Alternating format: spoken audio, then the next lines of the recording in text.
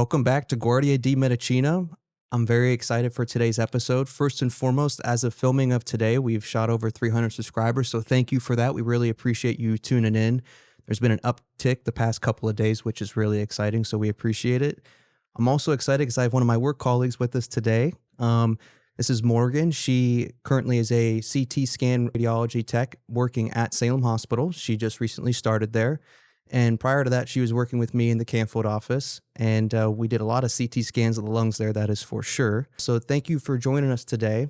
She also was a former bodybuilder, and she was going to be talking a lot to us about some of the things that maybe young female athletes can look out for, some of the risks that maybe are posed to their fertility health, and some of the dangers that they need to be aware of, especially in the setting of today's environment where we're not sure what's in different supplements. So Morgan, can you take some time and talk to us a little bit about your competition career and where you're at now with some of those things?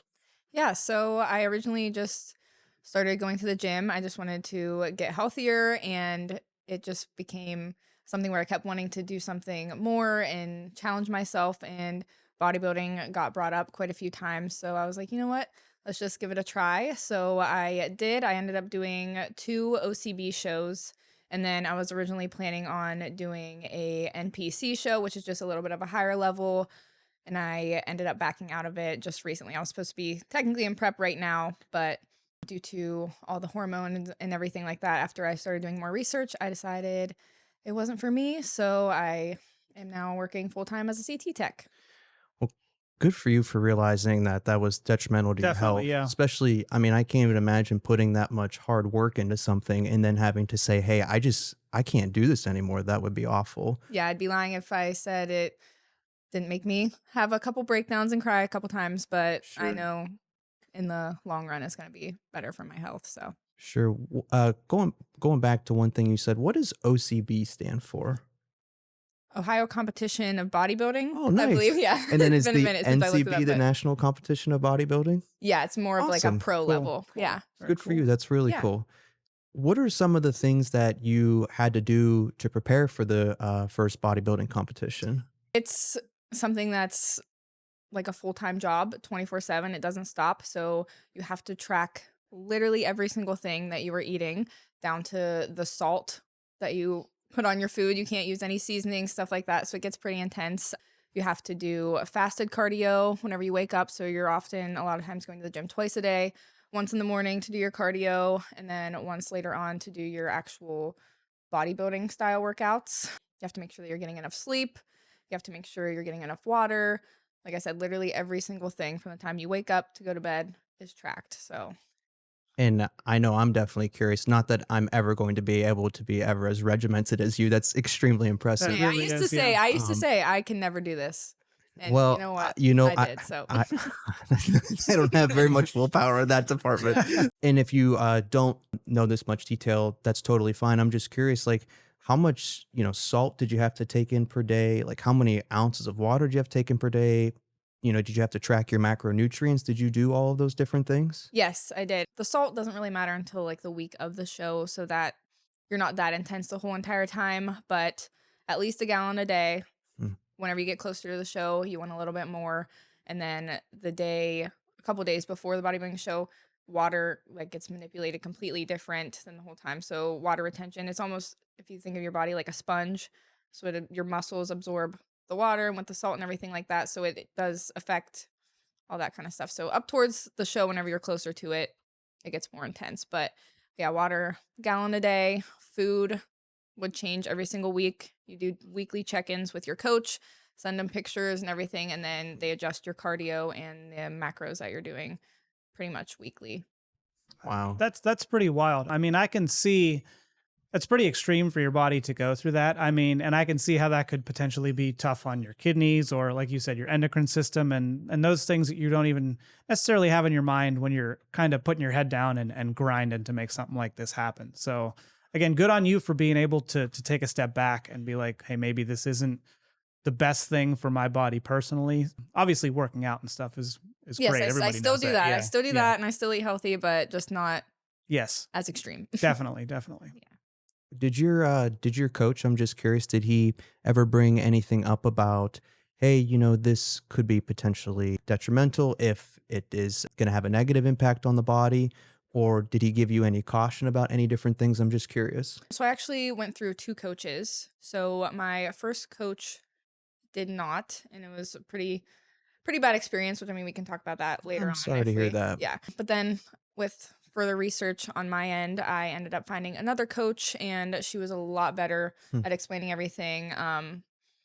And there are still like topics that get brought up, and obviously as a coach, and she's a bodybuilder as well, so she was pushing a little bit more towards the hormone manipulation side, which I said no to, and she was completely fine and everything like that. She didn't have any negative pushback on me about that. So my second coach was more working with me on the educational side of that compared to my first one. So there is a lot of both out there. So for anyone who is looking into bodybuilding, definitely make sure you do your research on your own, not just based on what your coach says. I think that's really good Yeah. advice. And that's part of the reason why we're here is to spread information that maybe not a lot of people know about so they can be more cautious about things.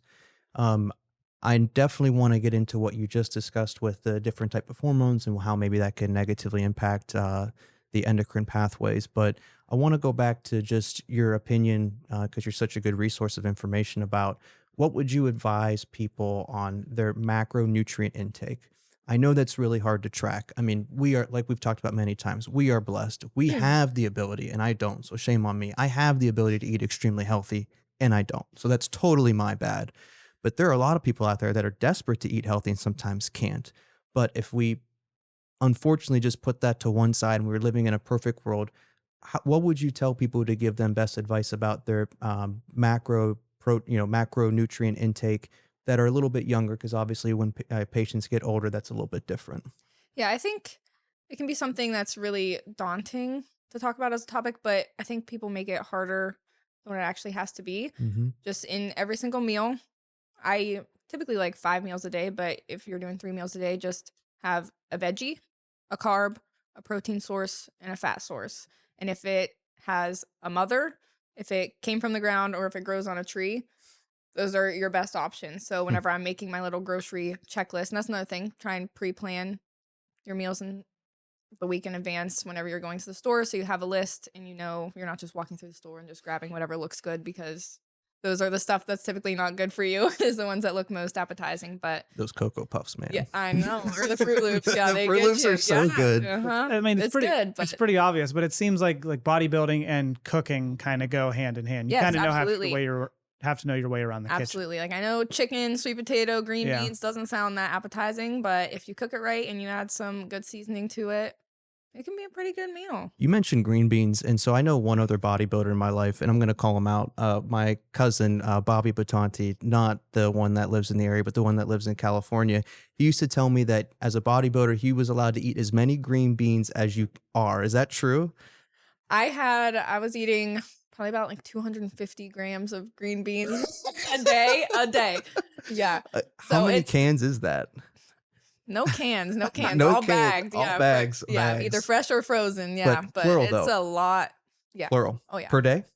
Yeah. That's awesome. Yeah. That's So and that's just because which you're I'm just still hungry, doing right? that. Still doing I'm it. still doing that. Yes. Because not only, I mean, yes, it's because you're hungry, and it's a food that green beans are basically no calories and there's a lot of fiber in them. So it's a lot of volume.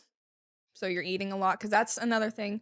High volume foods for low calories. That's where you're going to get the best bet. Pasta and rice are pretty higher. They're not bad for you, but they're higher carb for less amount of food, where sweet potato and then your veggies like green beans or broccoli, or butternut squash too is really good. You can eat a lot of it for a little amount of calories. So it keeps you full, and it makes you feel like you're getting more than One And thing that's one with thing I got to tell my patients too more of. I always focus on the protein thing. I'm sorry, Anthony, I didn't no, mean to interrupt you. Go you're ahead. fine. With diet, I mean, and I hate to use the phrase dieting because I think it's more of like a lifestyle you have to live than just to pound this diet out. But I've found that, at least personally, when I add things like, say, okay, I have to get 30 grams of fiber in every day, that I'm not as hungry for all the garbage. Exactly. So rather than saying I could never have a piece of cake again, just say, well, I gotta hit my fiber intake every day, and then base the rest of your day off that. Yeah. Yeah, I know. I got to do better with that too. But the The protein intake, I'm also curious about because I get this question a lot in the office, and my experience with it is that it's much different in younger patients than older patients. For the younger patients, I've been told to tell them about 1 gram per pound per day if they're trying to quote unquote maintain. So I've two questions. One, is that accurate? And two, what does quote unquote maintain mean? So that's the key there, is maintain. So like for me, let's say a patient comes in, they're 150 pounds, like they're a healthy weight, normal height. And then I would say, yes, 1 gram per pound. So 150 grams of protein, that seems pretty accurate if you want to keep that weight. So let's say if someone is 200 pounds and they're trying to lose weight, their goal weight is 150. That's what you want to go with. You don't want to eat 200 grams of the pounds that you weigh when you're trying to lose weight. You want to go for your goal weight. So maintaining would be the weight that you want to be, pretty much. And now that you said that, it kind of makes sense because we talk about ideal body weights at times. And ideal body weights are what I believe with the formulas, and I haven't studied the formulas in a long time, but I believe it's what the formulas, when we talk about our macronutrient requirements, they include your ideal body weight, not your actual body weight, correct? Yes. Yeah, it's interesting. And then when you're at the store, you mentioned some of the foods that you get. When you look at the labels, let's say maybe if you venture off and look at some different labels of maybe looking at something that maybe you want to try for the first time, what are some of the things that you may look for that may be red flags? Say, hey, I don't want to eat this. The less ingredients, the better. So if you look at the back of the box of whatever it is you're eating and the label's like this long of all the ingredients, probably no good. And it goes, I didn't know this for the longest time. It might be common sense, I don't know. But it goes in order of the first ingredient that you see on the list. That's what's mostly in the item. So the further down you get on the list, the least amount of stuff that is. So sugar is like the first or second ingredient. It's mostly all sugar. So I much like that junk. rule of thumb about, look at the size of the list of the ingredients, and the big ones are probably not what you're looking for. And we also talked about before, if we don't know what that word is, because there's 10,000 of them, if we don't know what that word is, it's probably artificially manufactured, and we probably should not be doing anything like that, even though, I personally do it probably every day. You probably do it every day too, I would imagine. We all probably do to it's it harder somewhat to degree. not do it than to do it. Yeah, for sure. I mean, if you drink a Diet Coke, like just one Diet Coke, like if you kept your diet and were strict all that time, you drink one Diet Coke, it's almost like you're going to be affecting your, some of your hormones in a much, a significant negative way just from one Diet Coke because of the ingredients in it. Well, I will say, in bodybuilding prep, so I was allowed one little like fun 0-calorie beverage a day up until I got really close to the show. So I was tracking literally everything. Everything was perfect that I was doing. All the food I was eating was whole foods. I wasn't having a single cheat meal, as people call it. None of that. So I know everything was perfect. Whenever I would have either a Diet Coke or a 0-sugar, 0-calorie energy drink, it would throw my digestion off. And I would feel super bloated, super crappy after I would drink it.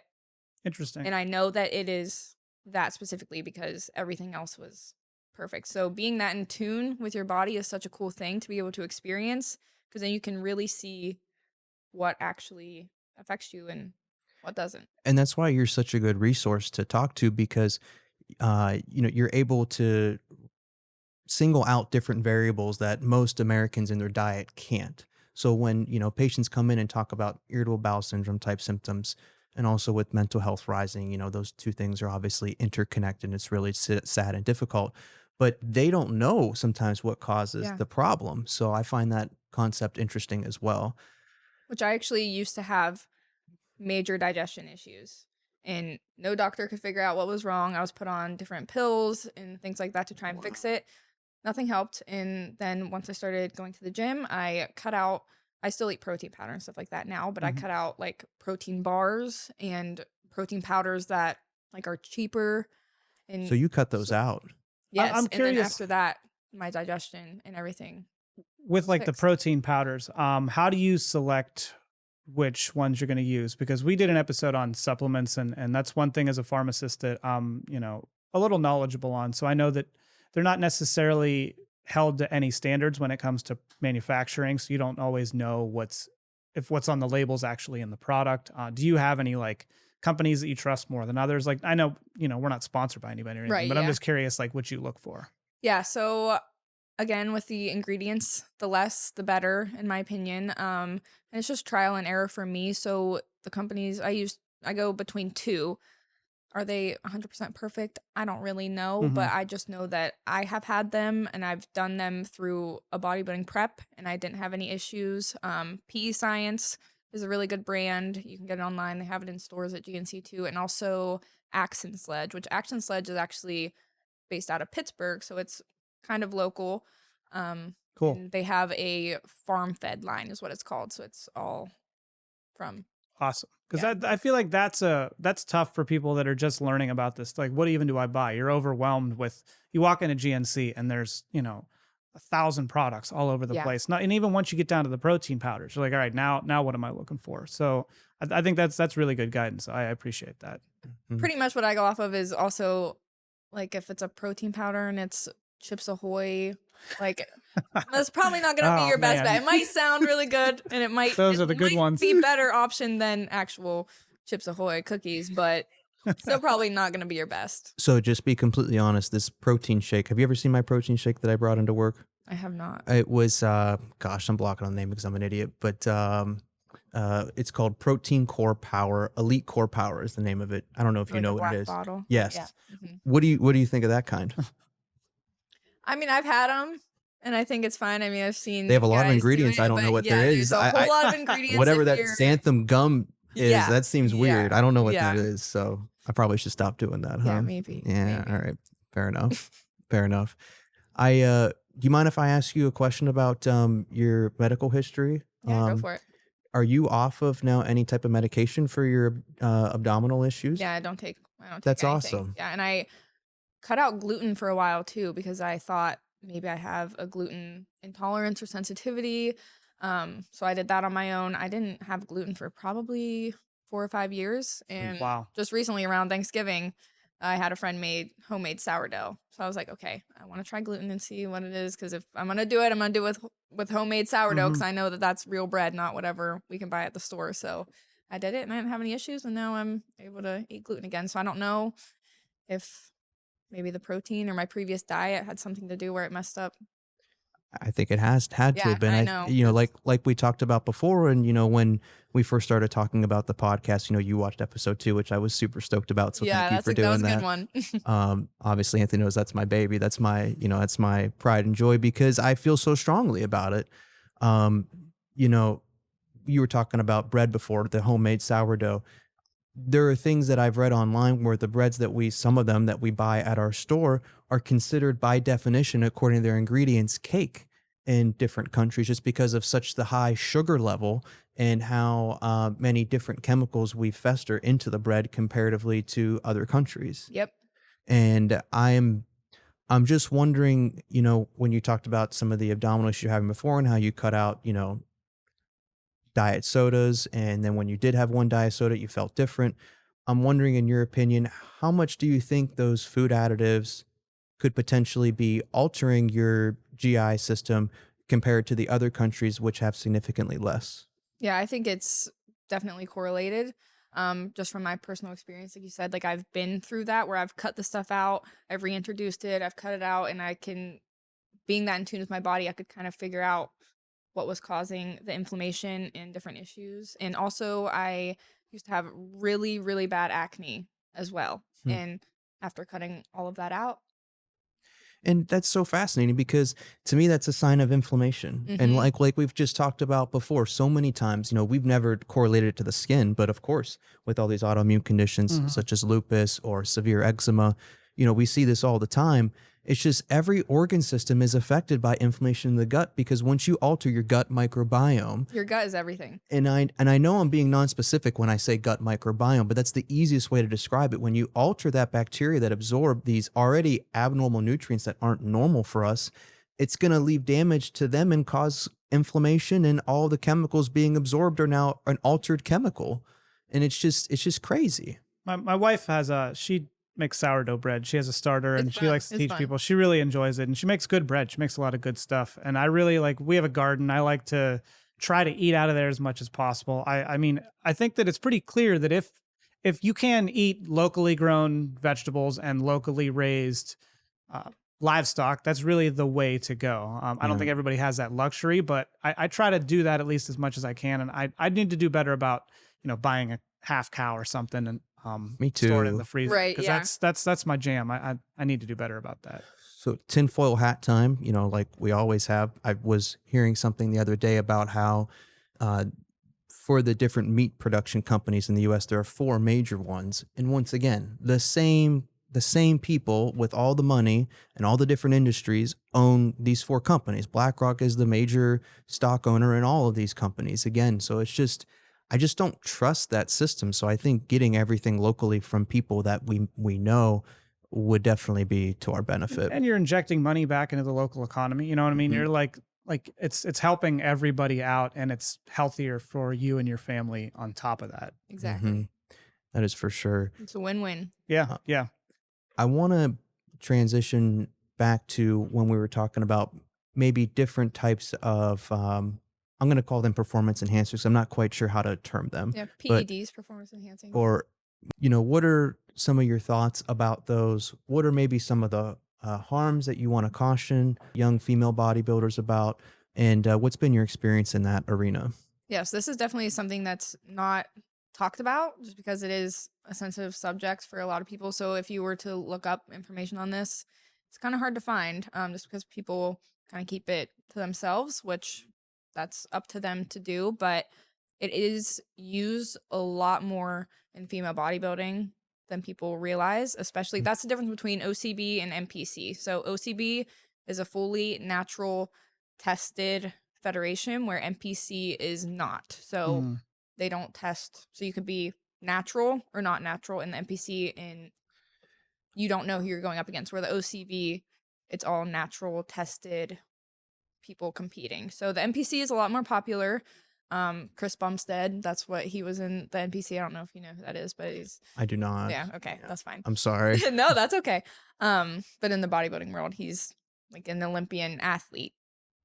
And with PEDs for females, it's a lot more sensitive than males just because our hormones are changing all the time, a lot more than males with our estrogen levels and everything like that. And PEDs, it looks really cool from a bodybuilding standpoint whenever you're looking to compete because of how muscular it makes you look, how strong it makes you feel in the gym, how your body changes and it changes to look exactly how you want it to look to be on a stage.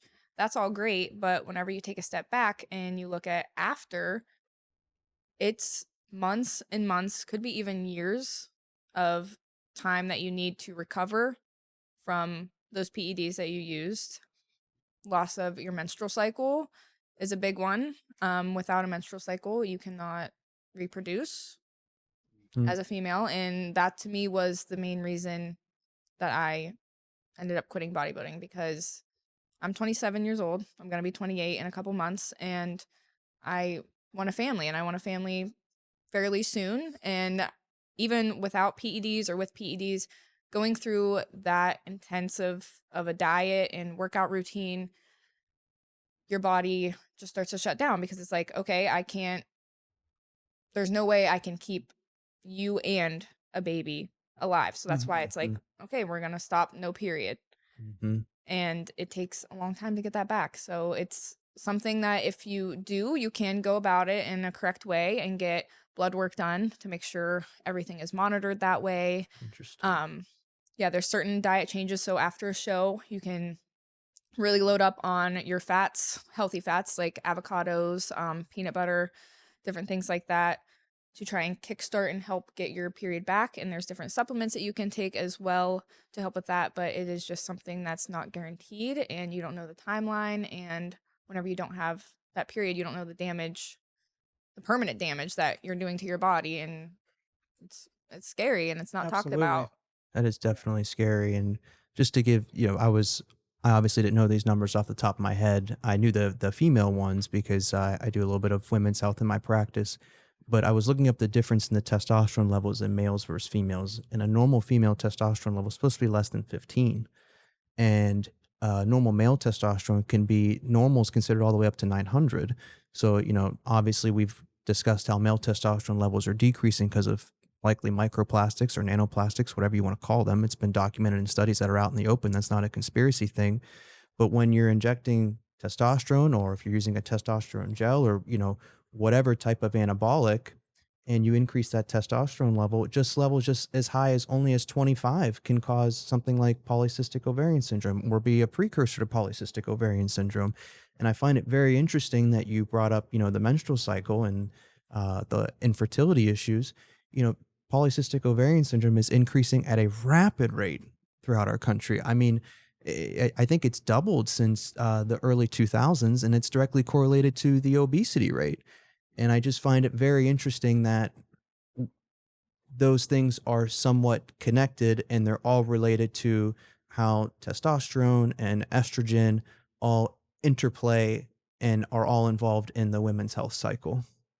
And I agree. I think that with today and how things are with our, FDA chemicals, if you're a female bodybuilder and you're doing testosterone, and if you take in some of these abnormal chemicals and everything becomes altered and inflamed, I really do worry that it's going to be really difficult for them to be able to get their reproductive health back.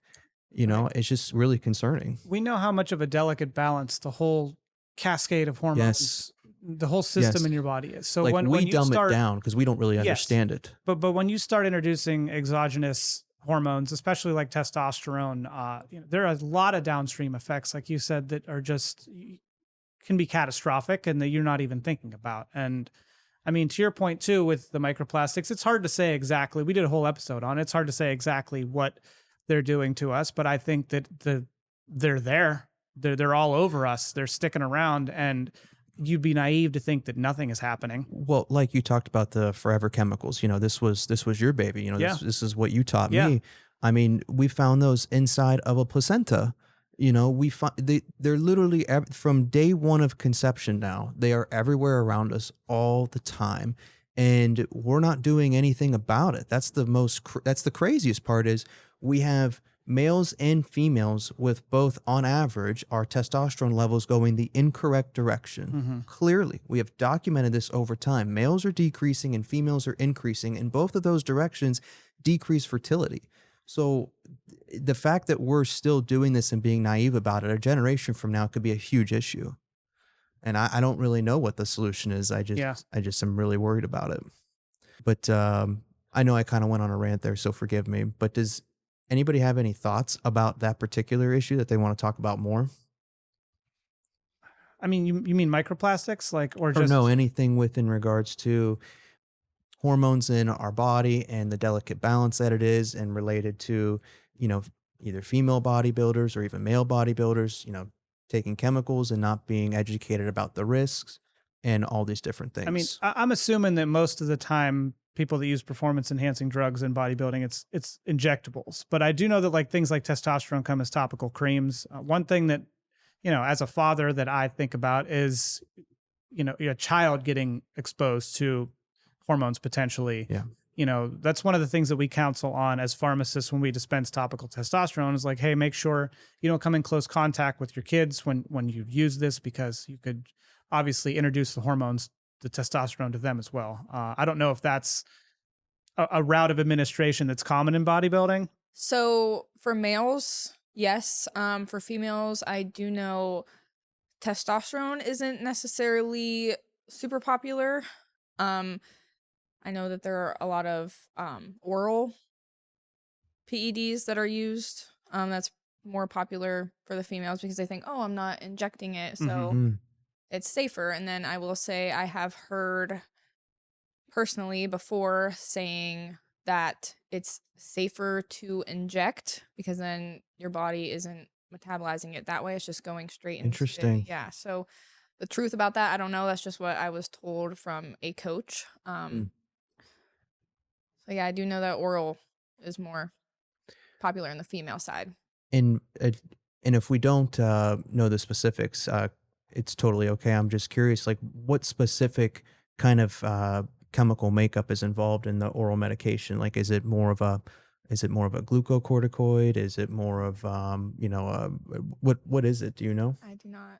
Yeah, I don't know. Do you know what it is, Anthony? It's been a while since I've dispensed one of those. I remember we had something called oxandrolone that was an oral. I mean, it's anabolic, but I don't remember I think it's a exactly. Well, name. our listeners, help us out. Yeah, this is help not. us out. Come on, we're in deep water I territory haven't here. dispensed any of those in my whole career. So. Yeah, I'm getting old. It's been a while since I've been to medical school. So somebody help us out, please. Um, but thank you so much for sharing all those things. That was awesome. With our remaining time, I do want to talk a little bit about your new position. So by the way, Yes, congratulations. thank you. Thank you. And then for those of us that don't know, Morgan and I used to work together out at the Canfield office at Salem because we do have radiology department there as well. We did a lot of CT scans of the lungs because that was one of the tests that we can do that was able to be covered by insurance. And obviously, as a primary care doctor, there's a lot of the lung cancer screenings that I'm focused on. And I just wanted you to talk a little bit in your experience and advise patients on the importance of getting a CT scan of the lung if they do have a smoking history and what some of the things that you're looking for when you do the test. Yeah, I don't know what the specifics for the insurance, but I do know that if you are a current smoker or you were a previous smoker, once you reach a certain age, insurance does cover a yearly lung screening test. So it is a CT scan of your chest. It is a little bit different than just a normal CT chest scan. We are specifically doing a low dose lung screening, so it just takes a little bit bigger slices of your lungs, so it's lower dose to the patient just because we are doing just a precautionary scan. If there's looking for lung nodules and seeing just different things in the lungs if there's any issues. It's also based on if you were exposed to anything like asbestos or radon, diesel fumes, coal smoke. So it's different things like that too, not just cigarettes, which cigarettes is the most popular one, but there is other things too that back in the day a lot of people were exposed to. I'm so glad you said that because what you're touching on is restrictive lung disease. And I totally nerd out on this stuff, so forgive me, but restrictive lung disease, I really didn't know that well as a resident, and I had to study it as I was getting ready to take my training exams. And this is so underdetected because we just ignore it. And the reason why is because as doctors, we ask the patient, hey, are you a smoker? And if the answer is no, we think, well, they can't have chronic lung disease, not realizing that, hey, why don't you ask them about their occupation and see if they've worked in a coal mine, see if they, have done certain jobs that would predispose them to chronic lung scarring because, and this is what we talked about on one of our episodes before, where when you're inhaling a vape pen, we talked about microplastics specifically, but it sticks to the outer part of the lungs. Well, same concept. These other chemicals stick to the outer part of the lungs and they cause you not to be able to expand the lung. And when we see that, that is not a good situation because there's nothing we can do to reverse it. And a lot of people don't know about that. Well, the thing that when you said radon, it kind of stuck out to me because when we sold our house previously, we had to get a radon mitigation system because our house was showing that it had high levels of radon. And I'm curious as to like how common that is because it's not something that when we got an inspection, we even like thought about, but when new people were buying our house, we were like, oh, so we had to spend, I mean, it was $1,200 or something. I don't know, but we had to put this radon mitigation system in, but we were being exposed to it for 2 years when we lived there. And I know it's more of like a chronic long-term thing, but I wonder how many people are exposed to radon chronically that have no idea. Mm-hmm. I was actually talking about this with a coworker yesterday because we both had houses in Lisbon, in a town where all the houses are very, very old. She was saying that she originally had to move out because of the amount of radon, which she didn't have to move out, but she just wanted to because it started to freak her out, which it is scary. Yeah. And I'm like, I need to get my house tested now because I'm like, you don't know, you don't taste it, How smell did she it, find nothing. out? Did she tell You you? can get, I think from some health department, you can get a radon detector Yeah. and then I don't know if it's for free or not. I don't know. I think she said she got hers for free and then you do whatever testing you need to do and then you send it back and they Wow. read it and then they tell you. And then I think There's they'll radon. check it out at a deeper level if it's positive because Wow. I've seen that too. That's really great to know. It's Yeah. really important. And then when we talked about the lung nodules, I also am getting really excited about this too because there are specific characteristics that the radiology doctor will look for to make them more concerned or less concerned if this is something that needs to be looked into further, aka concern for a cancer. And it's the location, it's the size. And also now there's a blood test out there that can look at different types of gene levels or different types of levels in the body to make it predict, hey, this nodule is a 31% chance of being cancer. This nodule is a 47% chance of cancer, just like the Myriad test, like we talked about estimating the risk of breast cancer with the Tyrer-Cuzick score. And I just am excited because I don't know where this technology is headed. My ultimate hope, and this would be unfortunate because it would leave some of the CT scans to not be done, but is there going to be a blood test that can be done at around age 20 and tells us, hey, you have this percent chance of lung cancer, and if that is there, those are the people that get screened right away, and if it's not there, maybe those patients don't have to get any scans. But then it also is another sticky situation because, hey, if a person has a 48% chance of lung cancer, are the insurances now going to charge them more right off the bat and essentially assign a health risk credit score like we've talked about before? Creating that digital twin again. I always keep coming back to this. Well, and how do you determine too, which I'm sure there'd be a way to, but like if you're 28%, like is that then, are you considered, a candidate for getting early scans? Like who sets that level? Because if it's the insurance companies, that level is going to be a different place than if it's the dial. Yeah. The dial. Then if right? it's somebody like you setting that level. And that's a great question. I should go back and look at the studies, and maybe we can discuss this on one of our future episodes, but the Tyrer-Cuzick score levels are already set. And excuse me, that is the risk of breast cancer. So we can estimate accurately the female's risk of breast cancer. It includes information from mammography. It includes other different characteristics about the patient's family history. And we are able to come up with a percent that says this female has this likely chance of having breast cancer. I don't know who set those, and I should probably look that up because that'd be interesting because that's probably going to be the precedent moving forward, or at least it should if it was done well. Sure. Or we can learn from our mistakes too. But it's 15% is or less is average, and 20% or more is considered high risk, and those with high risk get more in-depth screening, and that's the cutoff. And those are all covered by insurance mostly. I will admit I hate insurances, but they do a really good job with covering the screenings. That's I will good say, to know. That's yeah, good to know. like if your doctor, this is a huge advice to anybody out there. If you guys have a family history of cancer and your doctor, isn't aware of that, you should please bring it up to them because there are things that your doctor can check or do to potentially estimate your risk of certain types of cancers, and then the insurance will pay for the increased screening levels, which is shocking because they don't pay, it feels like, for anything else. Yeah. To be Right. honest, Yeah, so take advantage of it. yeah, take advantage of it. We got it. No, that's a great point. That's a great point. That's the stuff that people need to know. The behind the scenes stuff that your everyday person doesn't know, but might not think to bring up to their doctor, but or might think, well, I'm going to bring it up and now I'm going to have all these expensive things done to me. And Sure. that's a great point.